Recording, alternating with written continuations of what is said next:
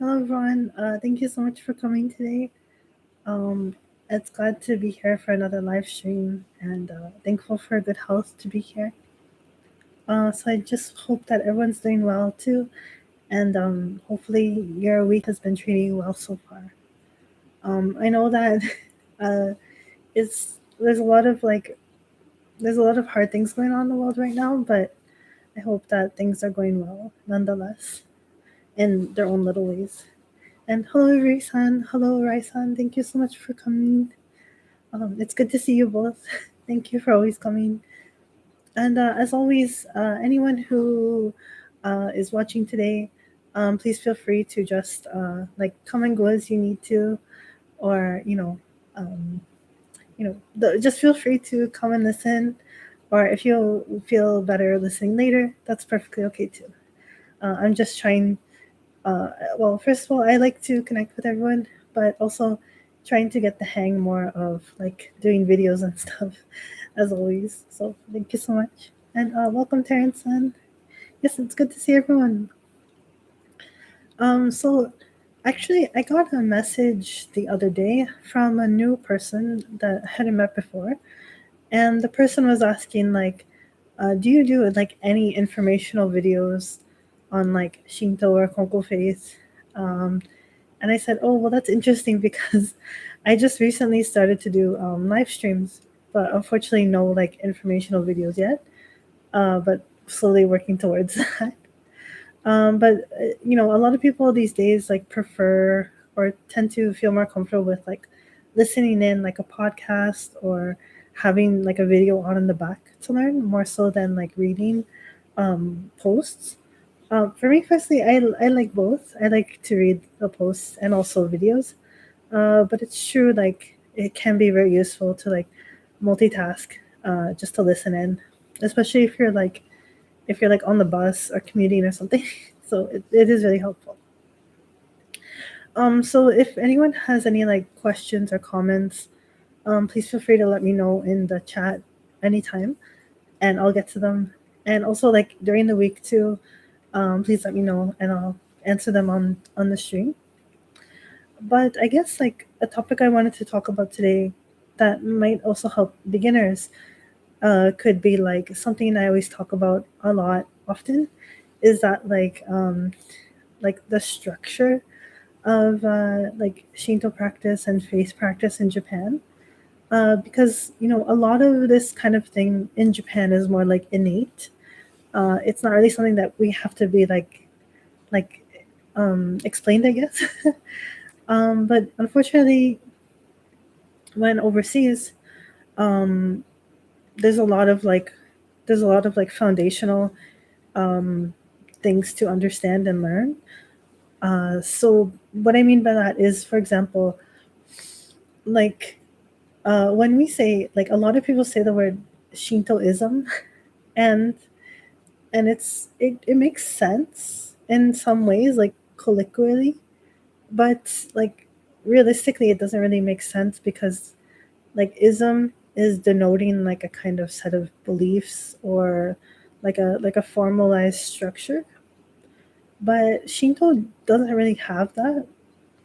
And I know that's like there's kind of this, how do I put it, there's kind of this like perceived structure that's often talked about. Hi Redeem San, welcome.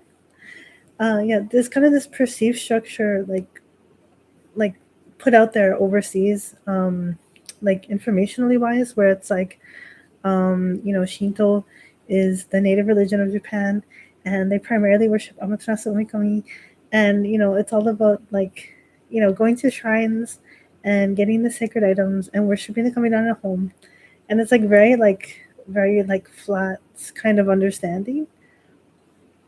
And I guess that's not like necessarily like untrue because like of course like people will try to get the Jingu Taima to worship Amaterasu Mikami-sama in their home. And Ise Jingu is a very important shrine. But I guess the problem is that a lot of explanations just stop there and they don't try to like explain more really, that I found personally speaking. And yeah, and so like Avery San says, hearing and seeing the word Shintoism has never really made much sense to me. And yes, thank you. Same here. Like I never really because it's not like it's kind of like implying that there's only like one particular way to kind of like believe or practice it, or like for example that there's this kind of implication that there's like a set of like teachings or precepts, kind of like how you think of Buddhism. People think Shintoism is kind of like the same thing. It's like just this one way of doing things. And yeah, it's, exactly, it's kind of like, to me it's pretty like problematic how it's explained is in the English speaking area, and probably more like other foreign explanations as well. And again, it's not like it's like particularly wrong. It just gives a different impression than the reality of how I feel things work more here in Japan. And what I mean by that is like, for example, you'd expect like everyone in Japan to know like all the things about shrines and like the history and like the backstory and all the kami-sama's names and etc etc. But like in reality, most people just see like the shrine as the place that they will go pray to, and where they express their wishes and go for New Year's and celebrations and things like that. But most people don't get really deeper into it. But that doesn't mean that they're not practicing Shinto, because Shinto just means like, it's not the ism. It doesn't mean like you have to like worship Amaterasu Kami, get the ofuda, get the kamidana, get the omamori. Like it's not a checklist. It's like like in reality, it's supposed to be like how you are living. Like that's where my username comes from. Like how you live with the kami in your day to day life. So like even if someone lives their whole life where they never like get a kamidana or get no fuda or get the omamori, or like never go to Issei Jingu, that doesn't mean that they're not practicing Shinto. It just means like they practice it in a way that's more local to them and more like down to earth. And you especially see this in like regions where there's particularly a big faith centered shrine. So what I mean by that is like, for example, the people who live in like Suwa, like near Lake Suwa and Suwa Taisha, like almost all the people are focused on Suwa faith. So they worship like Suwa Daimyojin Sama. Their like religion, their faith is focused on um the Suwa region and the Suwa Kami-sama and the Suwa history and the mythology and everything. Like Amaterasu Omikami-sama barely enters the picture in this area. And yes, Avery-san, go ahead, take your time. And like for example, in like Kyoto as well, like around Fushimi Inari Taisha, like Inari faith around Fushimi Inari Taisha is like so focused on Inari Okami-sama and like the Inari prayers, the Inari traditions, like everything. And they don't even have Jingu Taima at the Fushimi Inari Taisha, like because it's like its own faith, it's its own way of doing things. And even the Inari like branch shrines, branch kyokai, they also have kyokai or churches. They like completely focus on Inari Okami-sama. So like if someone compared like Shintoism, which is like worshiping Amaterasu Omikami-sama, getting the kamidana, getting the ofuda, but then they look at someone who's like Inari faith, who doesn't do any of those things. They focus on Inari Okami-sama. They do completely different prayers. They have completely different ofuda and kamidana style.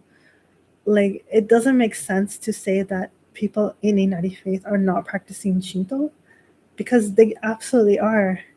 That they're following the way of the kami.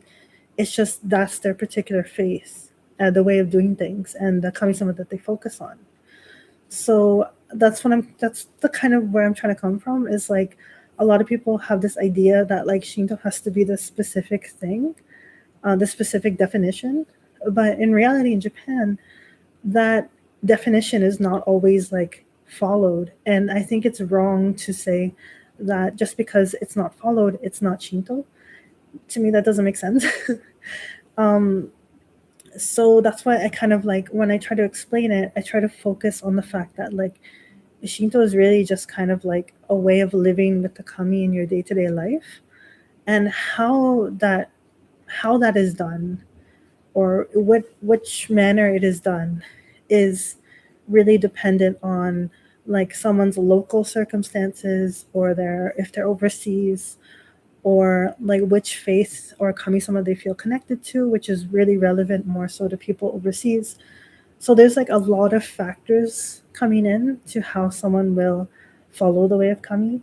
But I think it's wrong to say like someone who's not following this narrow viewpoint is not practicing Shinto. So I mean, I know it's complicated because, like, of course, Shinto is the native religious practices of Japan, and there is like core concepts like all of these faiths share that make them connected. But it's also not so narrow as like a specific like laundry list of like unless you do this, you're not practicing it.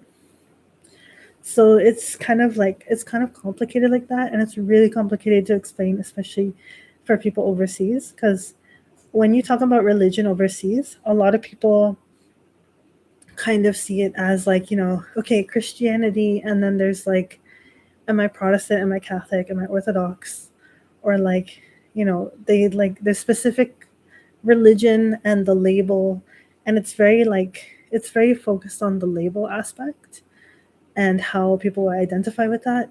But in Japan, the view towards like religion, or should I say like spirituality, is a lot more complicated, because it's like, well, I go to this shrine that does Inari faith practices, but I also go to the Buddhist temple, and sometimes I go to the Catholic church, and it's like very complex. And so, like, it's not easy to explain the kind of like religious style. Avery Sun says, I feel more connected to Amaterasu Omikami, but I do feel some connection to Inari Okami too. I guess, and that's perfectly normal. Like, from a Shinto perspective, like, even though there's so many different faiths and so many different kamisamas, like, the general, like, idea is that they're not competing for followers or, like, members, I guess. Like, there's no competition or, like, jealousy between them. They're all working together, and they all have their own divine virtue and like purpose to help people. So it's not like, how do I explain it? It's like, it's not like you're betraying um for having these different connections. It's more like, most of the time, if you're feeling a calling or like some kind of pull, it's more like there's something in your life that this kami-sama can help with. So that's kind of the nuance. But I will say, it is not good to, like, let's say I have a prayer. I don't know, I'll say something silly. Let's say I have a prayer that I want to have like really good, I don't know, really good artwork skills or something. And I pray to like every single shrine, because I hope that like they're gonna make my prayers come true if I pray to all of them. But this is not good, because this is like just like, it's just kind of like using kami-sama in a way, because it's like there's no kami-sama you're really trusting or relying on. It's just like asking a whole bunch of people to help you with something, and then it's like, and then they find out you asked like a whole bunch of people. It's kind of like, it's not really respectful to just like say your same prayer to like a bunch of different shrines without thinking about it, because you're supposed to build like a genuine connection with either your local shrine or the kami-sama you're connected to. So it's not like they fight for followers, but there is a sense of like, you should have some respect and a genuine connection, not just like praying all over the place, expecting a response because you prayed to so many of them. It's like insincere. So, it's not really like the right way to go about communication with the kami-sama. And oh yes, Avery says, I definitely don't want to do that. I want to be respectful. Yes, I think you're doing well. I wouldn't worry too much, but yeah, it's mostly like, especially here in Japan, because like literally you can walk around and there's like five different shrines within like within like 20 minutes walking. So like, for example, I could go and pray here and then pray to the Shinmei shrine and then pray to another shrine and then pray to the Suwa shrine. And I think the kamisama would be like, what is she doing? Like, why isn't she just asking like one kamisama for her prayer, and then we'll work it out. It just feels a little bit like, it's not really good. It's not really good practice. It's not really sincere hearted. um of course, unfortunately, like, some people are really desperate, like, about a serious prayer, and they don't know where to turn. But I think in those cases it is sincere. Like, they're not acting out of like selfishness, or like just thinking about, oh, if I ask everyone I'm gonna get more good luck or something. I think people in those desperate situations, they just don't know where to turn. And I feel like in my experience, I see that like the kamisama guide them to the right person, to the right shrine, and then they do focus their prayers there.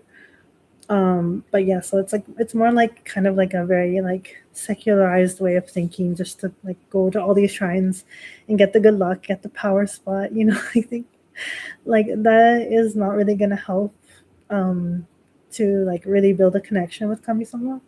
So it really like, it's really just like, it's to treat the kamisama as people, like how you would respect other people and their time, and not like just expect everyone to like, you know what I mean. I don't know how to explain it, but that kind of like, it's better to have like a reverent, sincere heart when approaching, not like an irreverent or casual minded, like, oh, I don't care, let's just go everywhere. So that's kind of the nuance. mm. And hello, welcome, Michael. Thank you for coming. And yeah, so like, going back to the topic of like faith in Shinto, so that's the thing, right? Like, you could also be like, for example, um like, I have a friend who is like Suwa faith, but they also like are involved a little bit in Inari faith because of their local shrine, like here in Japan. And of course, they're also involved with like Konko Faith, like here at our shrine, because they come to the monthly ceremonies and they say hi to me and stuff like that. So they're kind of like between three different faiths. And someone might see this and say like, oh, well, they're not really like being sincere, like they're not respecting us, etc. But I feel like this case is a little bit like, every case has unique circumstances. And from what I know from my friend, it's like they are primarily Sua faith. Like, when they pray at their home kamidana, it's like Sua Daimyojin sama, primarily speaking. And like, they focus all of their attention and most of their time towards supporting the Sua shrine. And because that is their primary like belief and faith. But of course, they got involved with like Inari faith because of their local shrine, and so they learn it to show proper respect to Inari Okami-sama. And it's not like they learn Inari faith just because they just like the foxes or something. It's because they want to show respect to the shrine, to Inari Okami-sama. And same here, like when they come to the Konko Kyokai, it's not like they're betraying Suwa Daimyojin sama or like Suwa faith, but they come here and they show the proper prayers and respect to show respect to this faith and this kami-sama, Tenchika no kami-sama, like Kyogen Konko Daijin sama. And they just want to be respectful. And it's okay to like say like thank you, like express gratitude to kami-sama at other shrines, and like communicate and say like hello, thank you, yoroshiku onegaishimasu. But all of their like big prayers, like their serious prayers, like the stuff that they really need help for, they like completely are like, we call it like single-hearted, like ishin, to Suwa Daimyojin sama. So it's like, I guess I would compare it to like like that, like Sua Faith is like their family and they're like really dedicated and like respectful. But then like the Inari Faith and Konko Faith is like their friends and they show respect, but it's not their like family. So like that's okay too, but it's not the same as like mixing everything together, because it's not like my friend will have like, it's not like they'll pray the Tenchi Kakitsuke at the Sua Shrine, or it's not like they'll pray like the Inari prayer here, at our shrine. They keep like, they respect each tradition's way, they respect each faith, and then they have their like focus, like their family faith, like the one that they're devoted to. And that's like, my opinion, like that is the respectful way to like kind of approach many things, because here in Japan too, like not just between faiths within Shinto, but also like with Buddhism, right? Like when people go to the Buddhist temple, like nobody's chanting the Shinto prayers like, there at the Buddhist temple. Like they're chanting Buddhist prayers to the Buddhas, to the Bodhisattvas. Like everything's kept like in their own ways to respect those ways. And same thing, like, if my friend goes to a Catholic church, they're not gonna like suddenly pray to the Buddha or the Kami-samas. They're gonna pray towards, like God, Jesus, Mary, that sort of thing. So I think that's kind of like the Japanese mindset is like you can be like, you can go to different religious places and participate, but you have to respect each way, and you can't just like, you can't just cherry pick what you like from each thing.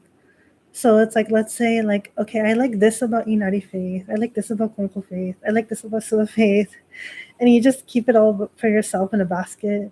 You're like, this is nice. Like, and that's like really like kind of more, self-centered way of thinking.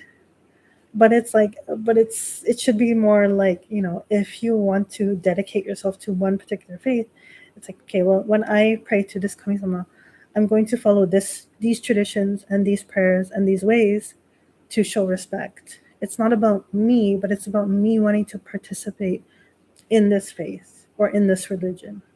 So that's kind of like the more appropriate way to approach things and the more respectful way.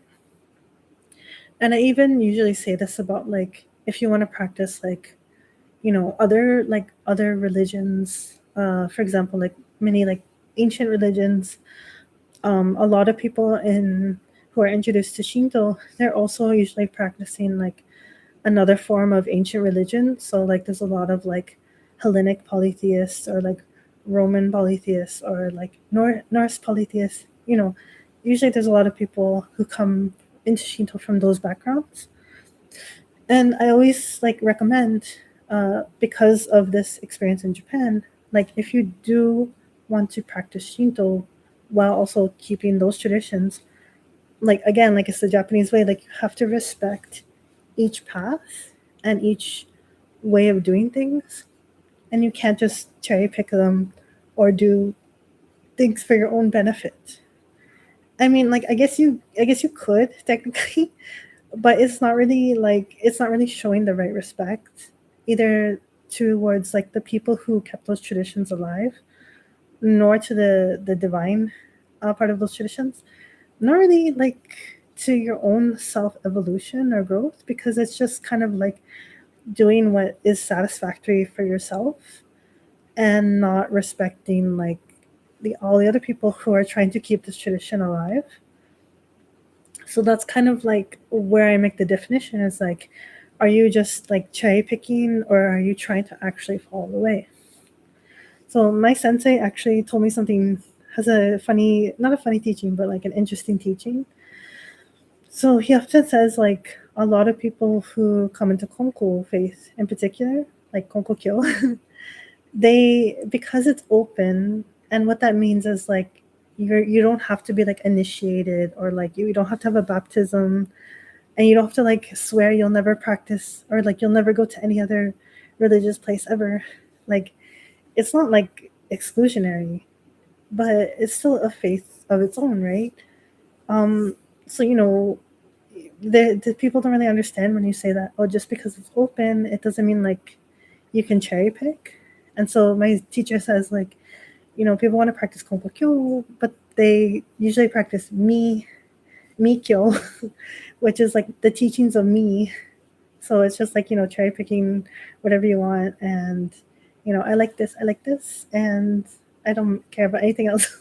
So that's kind of like really, it's not good at all, in my opinion, to do that, because I feel like it's really just like not fair and not respectful to everyone who came before you. Like, that's the thing. Like, I have personal beliefs that I know are like not part of Konko Faith at all. But I don't, like, that's the thing. Like, I keep those to me, like myself. And then when I teach about Konko Faith, I teach it like as I was taught from my senseis, because I want to respect the tradition. And I even want to go back more to the roots and like actually learn it from the beginning and like really understand it. But I'm not going to like self insert like my own things that I like into the faith just because it's convenient for me. I think that's not fair. So I think it's important to like make those distinctions. Even though it's not like exclusive, you still have to make those distinctions to show respect, in my opinion. Let me read the comments. So Michael says, it sounds like a common sense to me. Yes, if I go somewhere, I should be respectful and respect the rules. Praying in one faith in a place of a different faith sounds wrong on so many levels. Yes, I agree so much. Like, it feels so bad. It feels like completely, you know, like it feels icky. Like it feels like it's not good. And yeah, Avery Sun says, I practice Shinto and Christianity separately. I do what I can to be respectful. Oh, thank you for being respectful and keeping things like in their own traditions. I think that's the best way to go about it. Because like I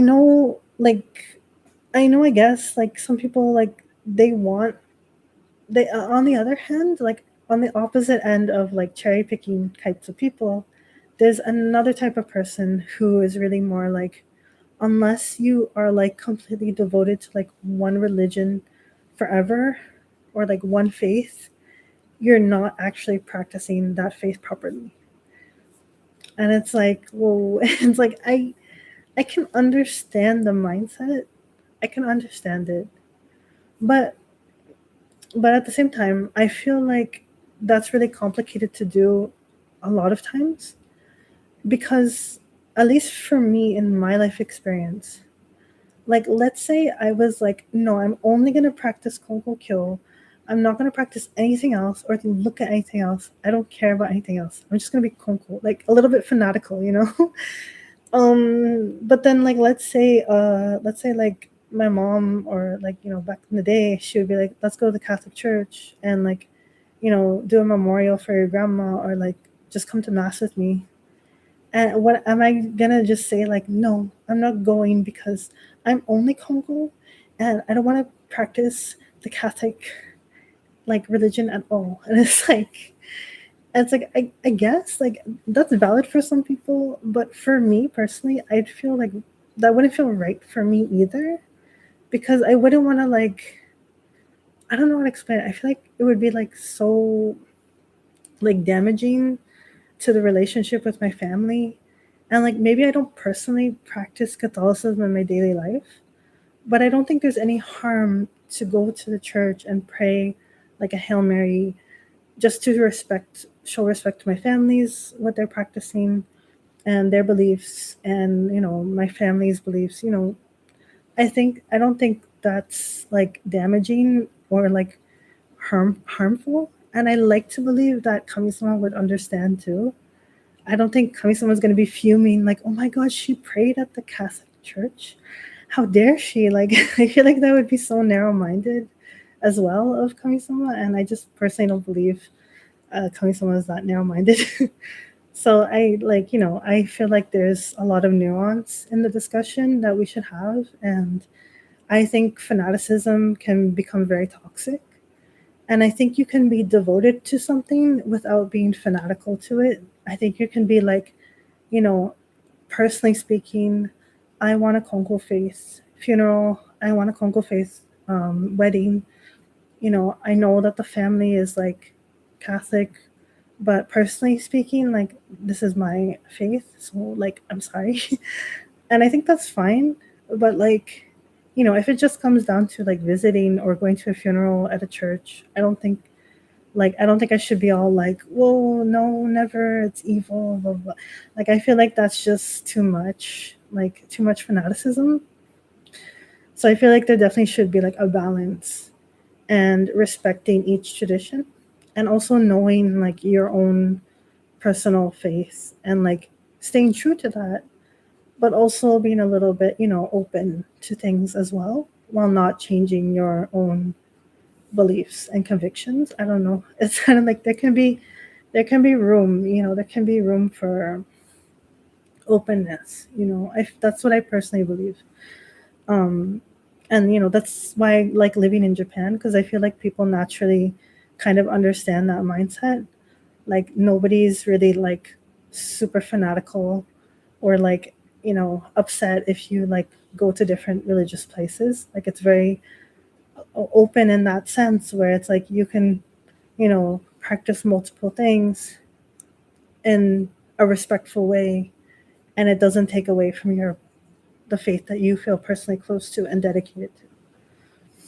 So yeah, that's kind of like my viewpoint, I guess, and kind of the viewpoint I think is more not only, in my opinion, I feel like it's healthier like between relationships with people, but I think it's also it works good towards a better future in the world too.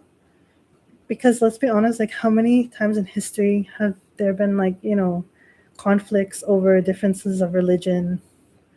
And I don't really want to keep propagating that mindset where it's like you have to be this one thing and this one thing only. And if you even dare to look at another thing, you're like blasphemy, evil, etc. Like that's too much, in my opinion. And I don't like fanaticism or extremism. I think it's just very unhealthy. And well, yeah, that's why I'm Konko Faith, right? Because like Konko Faith is like very explicit about like respecting other religions and like not looking down on people for their different ways or different practices. So that's something I really like about this faith, and I think that's important for like a more harmonious future. But yeah, Avery Sun says, "I do what I can to be respectful. Yes, I've learned that mistake and corrected it years ago. Oh, yes, I'm glad you're able to see, um, you know, that you could rectify, the mistake you feel. I don't know. I just think it's important. But yeah, so there's definitely a balance to make between like a cherry picking mindset and like a fanatical extremist mindset.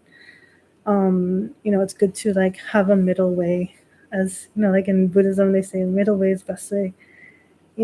Just try to find out what is really calling to you and what you can really identify with or be close to, and then how do you show respect to that primary path, and then how do you show respect to the other paths that might come into your life, especially as the world becomes more global, and especially as we interact with different people or travel around the world. I think it's important to try to have that openness, even if like we don't personally want to be a certain way, a certain faith or religion. Like I think it's important to still show some like the basic respect, or even just be friendly. I think that's important.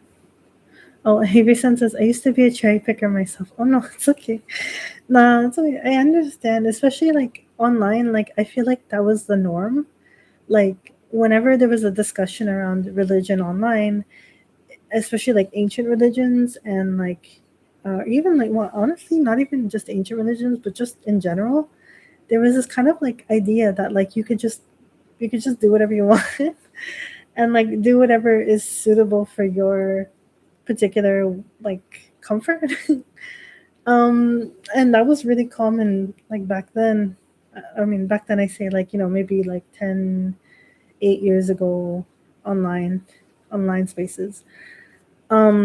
So it was like, yeah. So I don't blame you, because it was like the common kind of idea, like, oh, just do whatever, it's super open.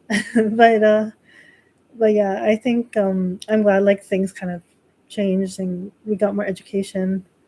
For me, I was kind of like, I was kind of more dedicated to like Konko at the time, so I didn't really feel a need to like, like, oh, if I want to be Konko and this religion, like I have to like find a way to mix them somehow. um they also, there wasn't really the option that they gave that you could like practice them side by side. It was kind of like, oh well, if you practice it, you have to like just put it all together, and it's like, okay, no, you don't have to do that actually. And even if people are like, oh, I don't really have space for all the altars, and it's like, you can always find space. Like for me personally, like I literally took books out of my bookshelf and like put them on the floor to have altar space for the other paths I was practicing. Because I feel like if you're putting an altar, that should be more important than like stuff you have, like more important than the books or like plushies or something. So I mean, I know some people really don't have any space, but honestly, like an altar can be like this big. Like honestly, you just need a few items and it can be a space to have. So there's always ways to work with it. But back to the topic of like, oh, hello, I'm doing good. How are you doing? Thank you so much for joining. Yes. Oh, sorry, the air is really dry in the shrine, so it got cold again. So I just need to drink some water. Because so, back to the topic of like different faiths in Shinto practice. I always say like Shinto is less like an ism and more like an umbrella, I guess, like an umbrella term. And what that means is like it's so like the practices that define what like you call Shinto, they're so vast, and they're so tied to Japan that like it doesn't really need a name, but it got a name from Buddhism coming to Japan. So like picture this. Okay, Buddhism has not come to Japan at all. And all you're doing is like all the people are doing in Japan is like there's like Izumo, where like all the kamisama gather, but it's also Okuninushi Kamisama's place. And there's like an Izumo faith over there, and they have their own beliefs and their own mythologies. And then there's Issei, and then there's Issei Shrine over here, and Issei Shrine has their own local mythologies, local stories. Amaterasu Kami-sama is worshipped there, and so is Toyoke Kami-sama. That's who they're focusing on. And then, then you go to Nagano, and then there's Suwa Shrine, and then all Suwa Shrines focusing on Suwa Kami-sama, Suwa Daimajin-sama, Suwa Lake Suwa, the mythologies, the legends. So, like, you have all these, like, different local regionalized religions basically, because they're not really like united, really. They are in a way, because everyone kind of knows about them, but for example, in like the Suwa faith, like they're not really praying to like Inari Okami, and Inari faith are not really praying to like Okuri no Shiokami sama. So it's like, everyone's kind of doing their own thing. In academic sense, they call them like cults. Like, how in the ancient times they're like, okay, the cult of Apollo or the cult of Dionysus. They each had their own ways of doing stuff. And that was kind of like the religion, I guess, like the mini religion. It's like a set of practices, rituals, beliefs, understandings based on the seasons, based on the land, based on the attributes of the kamisama. Like they all had their own ways. And and then so like, everyone knew this existed. And there was some like authorities like how to worship the kamisama, because it's like it was kind of like a way to like, how do you show respect to the kamisama on a basic level? So that was like, give offerings, chant the norito prayers, do the formal ceremony, however it was back then. There was some kind of guidelines to show respect to the kamisama. But then how later these would be defined either by like the authorities in each faith, like, or the family, excuse me, or like the families or the kami-sama themselves. So that's how it kind of was like going before Buddhism came to Japan. And there was also like clans that also protected each faith, each cult per se. But yeah, so that was like how it was basically going. It still pretty much is, but it's a little bit more complicated now, but I'll get to that later. But that's kind of like how it was going. And then, Buddhism came to Japan, and they're like, so do you practice any other, like, I'm just paraphrasing here, but they're like, so do you practice any other religions here? And they're like, well, we practice like worship of the kami-sama. But like they're like, well, I don't know what you'd call it. Like, it's just normal daily life. So they're like, well, I guess you can call it Shinto, which is like the way of the kami, which means like however the kami-sama like are worshipped in their own ways, like however whichever deity and their cult has their own ways, that is what we do. So that's like the way of the kami, Shinto. And they're like, I don't know, that's what we call it. So then they're like, okay, well, this is Buddhism, and Buddhism has like these teachings and this and this, and this is the founder, and these are like all the practices. And they were like teaching them like what is Buddhism. And then like Prince Shotoku was like, I love Buddhism. And then the history goes from there. But that's basically like how the definition started. It wasn't like from the beginning it was called, this is Shinto and we're practicing Shinto and it's Shintoism. It wasn't like that at all. It was more like just, okay, who's the kami-sama of this place? And I'm going to pray to them. And how do I pray to them? The imperial family says you pray to them like this. I'm going to pray to them like this here. And then whichever kami-sama it is says, actually, I like to be prayed to like this. And so then it develops like locally. So that's kind of, it was more like natural and more like tied with daily life.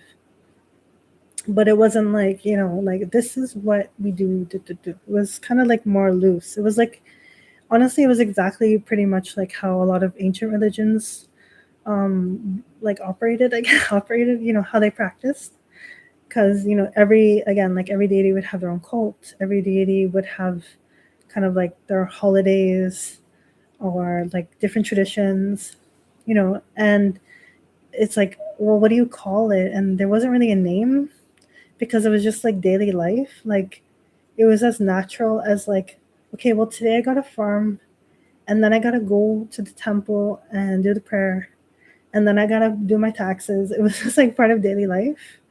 They weren't really thinking of it as like, I'm following this religion, so that is like the different mindset. So when the Meiji era came in like the 1800s, this really shifted, because like the Meiji government basically, like, they tried to basically take all the shrines under the empire of Japan and under the emperor, and only like the Kyoha Shinto were like designated by the emperor and the Meiji government. Like, these faiths will teach like the spiritual side, the like deeper side of Shinto, of like Japan's national religion, I get per se, like religion. And then all the other shrines will be under the empire, and like everyone will have to pay respects to them, and the kami-samas will have to be like part of the kojiki, part of the Japanese history. And so there was a lot of like more organizational changes. Like, now like labels, more labels came into play, more definitions came into play. A lot of the family lineages of these old shrines, they were taken out and replaced by like more state mandated priests and employees. So there was a huge shift. And so what I want to say by bringing this up, and I'm like super summarizing, because it's a very long history and it's a very complicated history.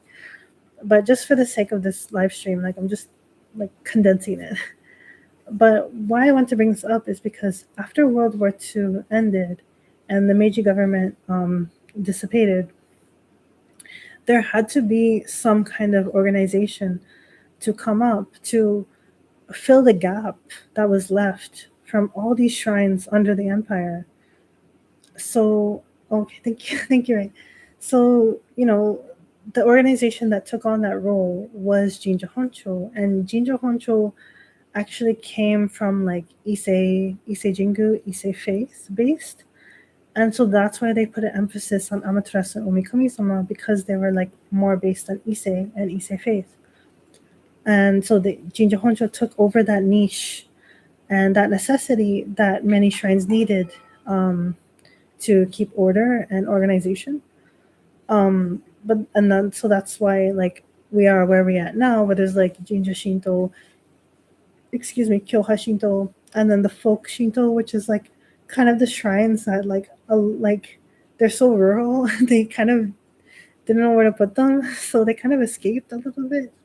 But unfortunately, a lot of them are like very they're very isolated, and there's not really a clergy there. It's more like the local community taking care of the shrine and keeping the traditions.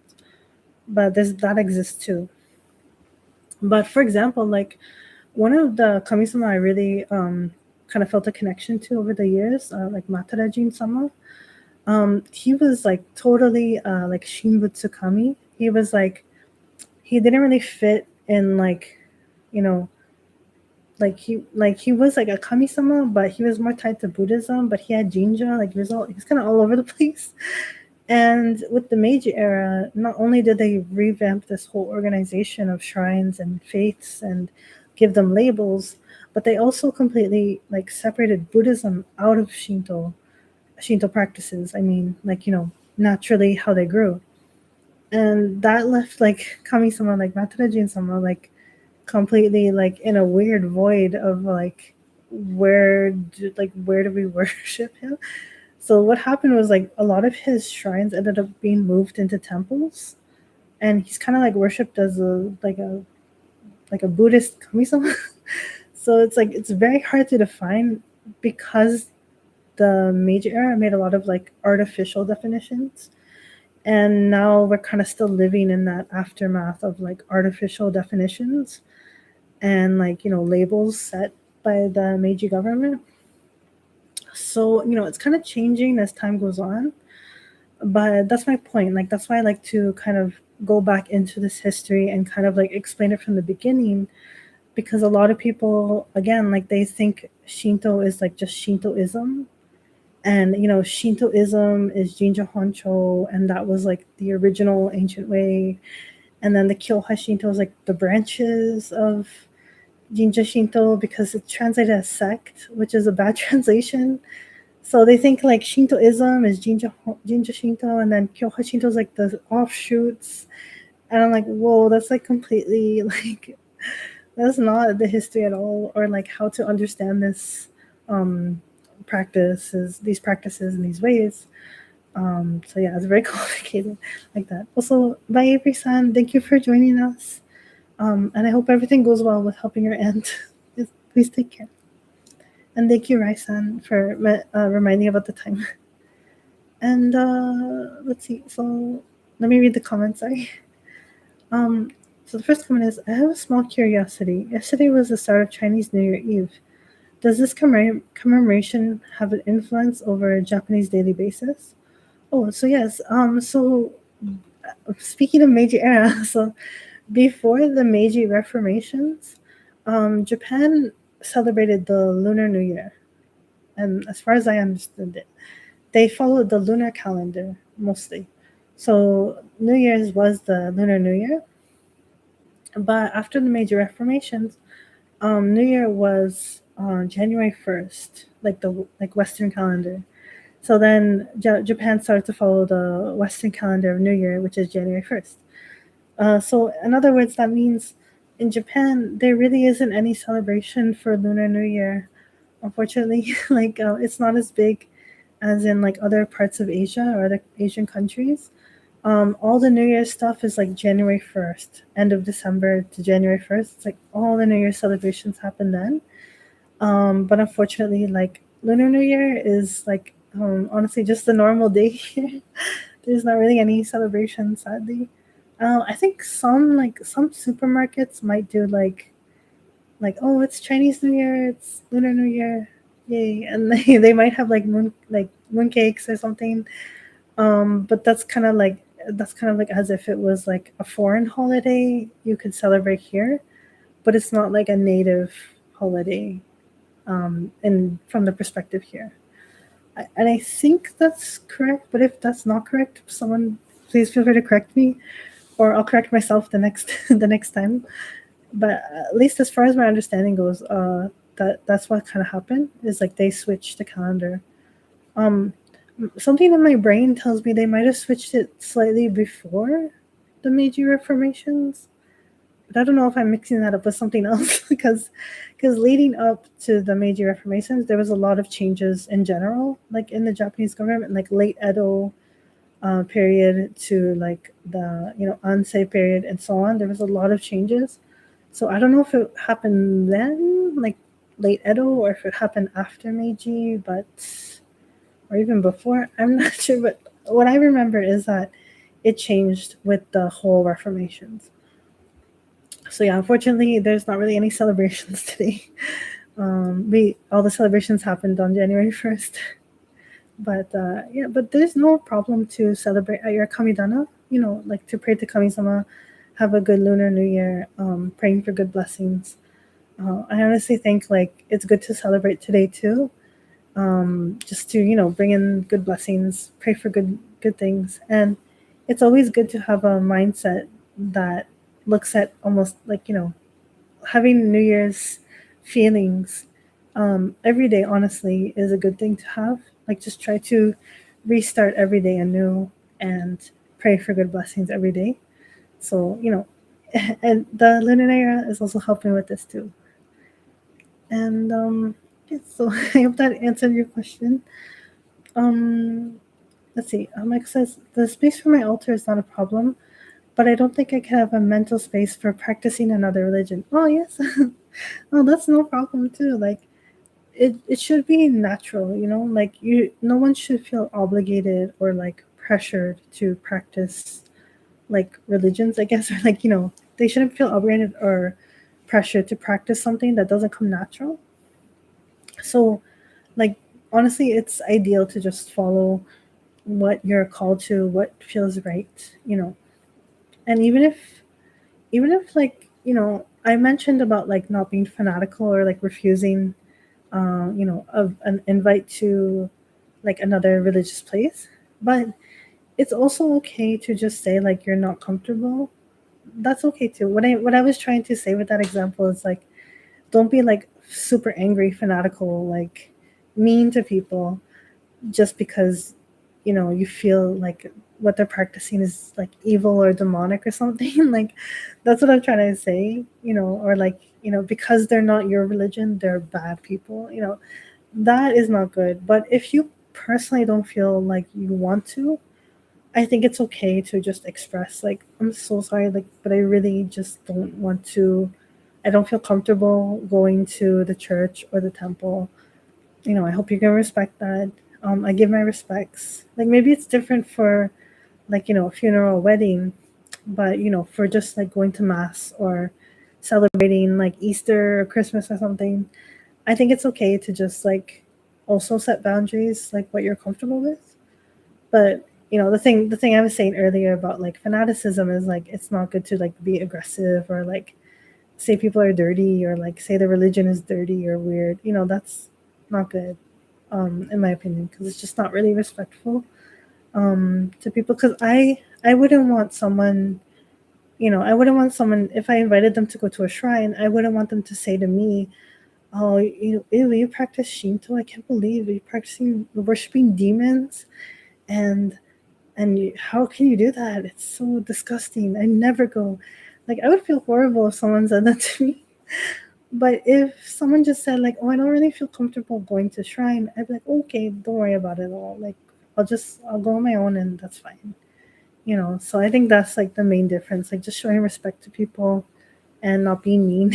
I think that's like I think we all know that here. That's like common, should be common sense, but unfortunately, a lot of people don't really like um, feel that sometimes. But I hope if someone in the future watches this, maybe they will stop and reflect. They don't have to be so like aggressive or mean to people just for following another religion or wanting to go to another religious place. Actually, I have a story where like one time my relative came to visit Japan, and I was like, "Oh, that's great. Let's go to Kamakura because I live really close to Kamakura, and it's like super traditional. People say it's like the Kyoto of the Kanto area and stuff like that. But of course, there's a lot of like shrines and temples as the main attraction. But I figured like, oh, my relative is just they're probably just like seeing shrines and temples as tourist places, so maybe they won't mind. So I invited my relative to both two places, the Daibutsu, the big Buddha, and Tsurugaoka Hachimangu, which is like the big Hachiman shrine, like big famous Hachiman shrine in Kamakura. Um, so we went to the Great Buddha Daibutsu, and my relative really liked it there. She was like, "Oh, I love it so much. It's so peaceful." And she even got like a few like omiyage, like souvenirs. And I was like, "Oh, I'm so glad." But then we went to Tsurugaoka Hachimangu, and she was like, I could tell she was feeling like a little bit nervous or like tired. I was like, oh, maybe she needs to rest or something. um, but then we got all the way to inside the shrine grounds, and there's another set of steps that goes right up to the main worship hall. And it was at the bottom of the steps. We are about to go up, but my relative was like, "No, I like." She's like, "Olivia, I really don't want to go. Like, I just don't feel comfortable going." She's like, "I hope that's okay. Like, I'm sorry. I know you wanted to show me." I was like, "No, no, no, it's okay. Like, everything's okay. Like, I'm sorry. I should have realized sooner. You're feeling uncomfy." So I'm like, "Don't worry at all. Like, we can just go back and enjoy some tea." So I just took her back, and then we stopped at a cafe and we had a really nice time. And I hope you don't feel bad. But like for me, it was really no problem. But I think like for me, the kamisama are really real, and like the unseen world is real. So like for my relative who was another religion than Shinto, maybe she felt like the kamisama there, and she felt like uncomfy, or like it was something different, and she didn't feel comfortable, and that's like perfectly okay. Like I totally understand that. So there was no problem just to say like let's just go back. Because it would be fanatical of me to say no, we have to go, we have to show respects to the kamisama, then like getting all crazy, that would be fanatical and weird. So it's more respectful to just go back. And I think the kamisama would be happier with that too, because if I like forced my relative to go and then she was like uncomfortable and scared, and then I forced her to pray, and then even that would make kamisama uncomfortable and sad. Like it would be bad vibes and kegare like all around. So it wouldn't be good for anybody, just for my own ego. So absolutely, I feel like that sort of behavior is not like that is not the type of behavior people should try like be doing, because it's, if you really think about it, like letting go of ego or like a perceived image of like how to practice a religion, fanaticism is only going to make like more people hurt and bring more kegare, like negative energy, and it's just not good. So just better to just be respectful and go back and enjoy the time. And I think that's for the best. And even for me, like if I was, for example, like let's say my relative brought me to a church, and I started to feel uncomfortable, and I said I really don't feel comfy here, and I want to go. And I would hope that in turn my relative would also say, "Okay, don't worry, Olivia, let's just go and enjoy a cafe." I think that is way more respectful and kinder. And yeah, I just think that's how we should try to treat one another. And even though we have differences of beliefs and faith and religion, and we respect each way, I think it's good to respect people too. and their comfort levels, and how they feel comfortable practicing, or even if it's just visiting. So I want us as humanity to move away from fanaticism and like such a strict, narrow view of religious practices and faith and things like that. So I hope we can move towards that future. And in my opinion, I feel like Shinto, like the Shinto way kind of mindset here in Japan, can help a lot to show the world as well, like what is a healthy way to approach religion that's different. It doesn't have to be like, if you're not this, you're evil, or you can only go to this place and not the other place, or you're a traitor. Like, I think it's okay, like, to go as long as you respect each tradition, and you can have your own way to be dedicated to a faith or religion, but not be fanatical about it, or and hurt other people in the process. So that's kind of like how I hope to explain these things to people who might not understand it, either like within like the Shinto world, and they're just coming into it and they think like, I gotta practice Shintoism, and they gotta follow these rules. Like, first of all, I want to clear that issue, and second of all, in general, like just for religions as a whole, like there's a way you can be devoted to your faith and your religion, but also respect others, and also again, not being fanatical or extremist or things like that. So yeah, so that's pretty much what I wanted to talk about today a little bit. So yeah, and welcome back, Terrence. uh, but I hope the baby's okay. Yes. Um, but yes, so it's been about an hour. Today I do want to go a little bit more, but I should get going because tomorrow I have an early morning. Um, oh, sorry. Let me read Terrence's comment. I do practice bits from a lot of religions. I feel a little guilty. Oh, I mean, like, I don't think. Well, it depends on like what you mean, but as long as you're like, again, as long as you're like participating in each part of different religions in their own ways, and respecting those ways, I don't think there's really a problem. Like for example, for me, like a daily life of Olivia is like, I wake up in the morning super early, like around 6 a.m., and I open the shrine, and I change the offerings, and I do morning prayers, and then I go back to my like, because no one's here, so I go back to my room, and then I do prayers at my home, like my Konko Kamidana, and I change the offerings there, and then I do prayers at my Issei faith, other faiths, Kamidana. But there's not really other faiths, but it's more like Issei faith plus like local shrines. So I pray there like Oharai no kotoba amatsunori to Kamidana haishi, like the general, very general prayers. And then I change the offerings and things like that. Then at my Inari Kamidana, I do the Inari prayers and say, and at those, like, for example, at the Konko, here in the shrine and at my Kamidana, I'm always praying for things like I need help with or I need to rely to Kami-sama on. But at the other Kamidanas, I just pray for like, oh, thank you for today. I hope everything goes well and thank you. And just very like simple greetings. Like I don't go really deep into it because I'm not like I'm relying on Ikegami Konko Daiji-sama, Tenshika no Kami-sama primarily.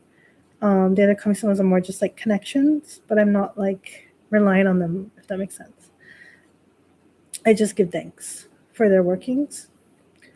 And, I have a little altar to Kanan-sama, and I say like a small heart sutra. And then I also have a little altar to like Greek deities, Hermes and Aphrodite, and Roman deities like Janus and Mithras. And I say prayers to them, to like traditional like Greek prayers and Roman prayers, and give them offerings. But same thing. I just say like thank you for today, and I hope everything goes well. Thank you, and just a greeting. And it seems like kind of crazy because there's like so many like altars in my room, but that's my life. I don't know why. It's just it became like that over like 20 years almost at this point. So that's just my life. I don't know why it's like that, but it is. But I feel horrible if I were to stop just because I feel like I have to be like just Kongo. I've fought with this for so many times, like so many years. I've done toritsugi about it and even talked to Konko-sama about it. Like it's a long history. But anyway, this is my Olivia's daily life. Okay. But even though there's like so many things happening for Olivia, um, you know, I I still just like I respect each way. Like I don't just put everybody like all the kamidanas, all the altars together on one table and pray like, "Hello, thank you. I hope I have a good day, and I pray for lots of good blessings. Thank you." And then that's it. Like I don't do that because I feel like that's disrespectful to the kamisamas and the deities. Like I just try to respect each of them and give thanks to them for how they've helped me through my life. So I guess that's kind of like the difference for me personally is like it's okay to like kind of participate. Like it's okay to go. I guess the metaphor would be like if you want an apple, you have to go to the apple tree and eat the apple there. And if you want an orange, you have to go to the orange tree and get the orange. But then I guess like the other way would be just like taking a bunch of fruits and mixing them up and eating the mush. I don't know. I don't think that's a good metaphor, honestly. But I mean, what you know what I'm trying to say. I think it's clear, with like the distinction. So yeah, as long as you're like just trying to show respect and not just thinking about your own like personal like convenience, uh, I think it's okay to practice a lot of different things. If it's natural and if you feel you really, really need to and you want to, and not because you're pressured. So, there's so much nuance to everything, but, I feel like there's some balance that can happen. And Michael says, "How long does this routine take? I only pray to one kamidana, and I know it can take about 5-10 minutes each morning." Oh, yes. So for me, honestly, it takes like I would start at 6 a.m. and probably finish this whole routine like maybe like 9 or 10, like 9 or 10 a.m.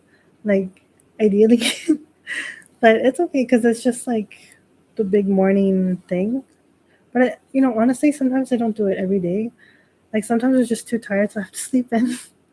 And I feel like the deities and coming will understand that like some days I just like I was so exhausted from everything that I can't to do it every single day. But I do make up for it where I can, at least once a week. And if it's not right in the morning, I find another time to do it because I want to, like I really really want to. I don't feel pressured like I have to do it. It's all about wanting to do it because if you feel like you have to do it, it's not sincere anymore. So and personally, like I don't think the deities want like someone forcing themselves to give them prayers. So that's also a factor. Like there's a difference between wanting to do something and feeling like you have to. And for me, I really, really want to. So I always find a time to do it, even if it's on the morning. I try to find a time and place to do it. And yes, like for here in the shrine in the kyokai, I do have a responsibility to do things, even if I'm so tired. I do have a responsibility some mornings to open the shrine and change the offerings. But for me, I know that responsibility when I decided to go on the path of a priest. And I knew I would have days where I would be so exhausted and so tired, but I would still have to do the duties. And again, that's something I want to do and I chose to do. And even if I can't do anything else, I will do this duty because I know that was a responsibility I took on when I accepted this path to train to be a priest. And when I got ordained, I knew it was even more like a serious commitment. So even though I'm really, really tired all the time, sometimes, and I have to wake up, but I'm like, no, I am tired, but I want to do this for Kami-sama because Tenchika no Kami-sama, Hiyame Konko Daiji-sama, and like doing the path, like doing Toritsugi with ministers through the years. That's like helped me in ways I can't explain, and it's been so like it's really moving and really important to me. So that's why, like, if nothing else, I will do this, and I want to do it, even if it's hard. So that's kind of different. But as for like daily routine stuff, honestly, that's more of a like, okay, I should do this when I want to, not when I'm like, oh my god, it's a chore. Like that's not good. So yeah, especially as a layperson, because you didn't make, like, as a layperson, you aren't someone who made that commitment or like serious dedication. And I'm not saying that's a bad thing. I'm saying that's actually a good thing because you can give yourself more grace and more like openness to just practice a connection, building a connection to the divine in a sincere way and at your own pace, rather than like feeling pressured or like you have to do it. So I think that's important. Michael says, first I had to start with I have to do it because I want to do it. But thanks to this approach, it was easier to me to create a habit, and suddenly it transferred to only I want it. Oh, I'm glad. Yes.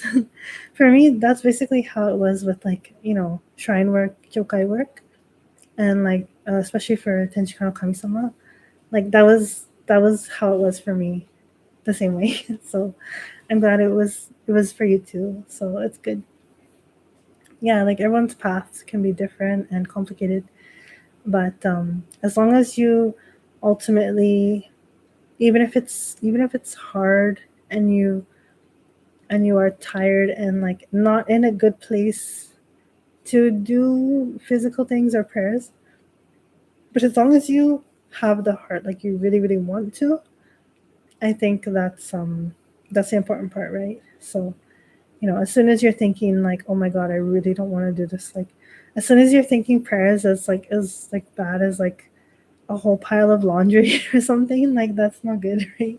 So as long as you're like, okay, this is hard, but I want to do it, so I'm gonna do it. That's different. It's kind of like how a lot of people have to start going to the how we start motivating ourselves to go to the gym in a way.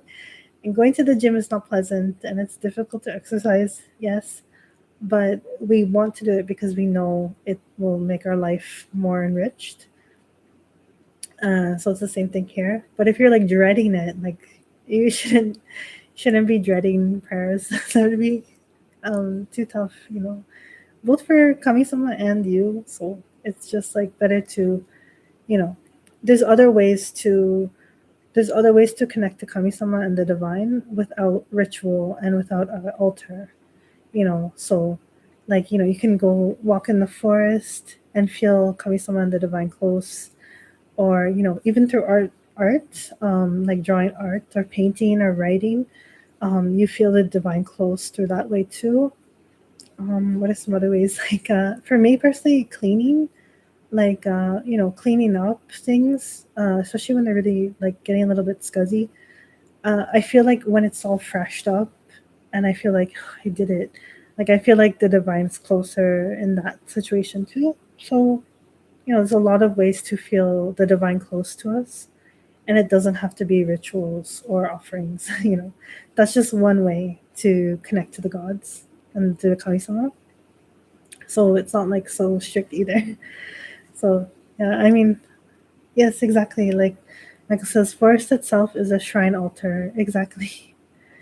Those are like the first divine sacred places, and then we humans have started to make temples and shrines and altars to feel them close in our homes and cities and stuff. But really, like Kami-sama is part of nature all around us, and especially for me, like Tenchika no Kami-sama, like they're everywhere. Like I don't need to be. I can be like in the middle of Antarctica and like Kami-sama's there, So it's good too. But yeah, and like the sun's everywhere, shining all across the earth. so is the moon, the stars, and I feel like even kami-sama like forests can go anywhere they want because they're not like limited, like us, like in the human body. It's like we have to work with gravity and stuff. But yeah, so I think it's good too. But yeah, thank you so much, everyone. Okay, I should definitely go now. But it was great to talk to everyone, and I hope you had a good time. And I hope it was educational. And if you have any questions or concerns, or like commentary, please feel free to let me know. I have my email, livinwithkami@gmail.com. But I also recently like opened up my Proton Mail again. So either Gmail or protonmail.me, I think. I think I don't. Well, anyway, I'll post it later in the Discord. But yeah, I have my emails both, and they're forwarded to each other. So yeah, please feel free to contact me anytime.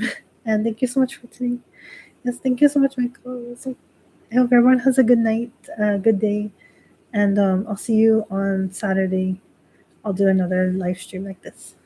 Thank you so much. Okay. I hope you have a nice day. Oh, thank you, Reem-san. Thank you. Yes. Bye, everyone. Sorry, I'm always bad at saying bye. Okay, but bye for now. See you. ありがとうございます。